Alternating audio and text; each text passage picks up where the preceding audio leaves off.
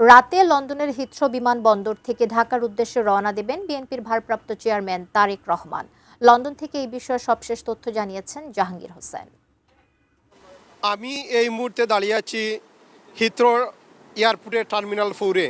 এখান থেকে বিএনপির ভারপ্রাপ্ত চেয়ারম্যান তারেক রহমান দীর্ঘ 17 বছর নির্বাসিত জীবন শেষে বাংলাদেশ বিমানের BG202 ফ্লাইটে লন্ডন টাইম সন্ধ্যা 6টায় এখান থেকে রওনা হবেন।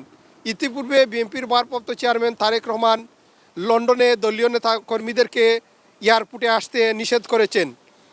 এই এয়ারপোর্ট থেকে এখন থেকে 3 ঘন্টা পরে এখানে বিএনপির ভারপ্রাপ্ত চেয়ারম্যান তারেক রহমান এসে পৌঁছবেন।